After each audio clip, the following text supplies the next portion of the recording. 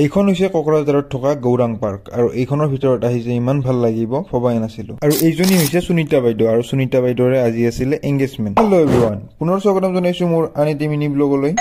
এয়া সুনিতা বাইদেউৰ গাড়ীও আহি পাই গ'লহি আৰু মই সুনিতা বাইদেউৰ গাড়ীত আহি বহি গ'লো আৰু এয়া হৈছে সুনিতা বাইদেউ। আৰু আজি গৈ আছো কোকৰাঝাৰলৈ কাৰণ বাইদেউৰে আছে এংগেজমেণ্ট।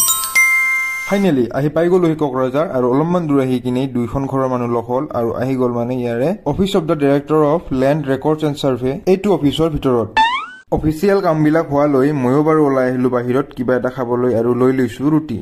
অফিচিয়েল কামবিলাকো খতম হৈ গ'ল। অলপমান দূৰ আহি কিনে পাই গ'লোহি এখন ৰেষ্টুৰেণ্ট আৰু দুপৰীয়াৰ খানাটো ইয়াতে খাই লৈ কিনে ওলাই আহিলো।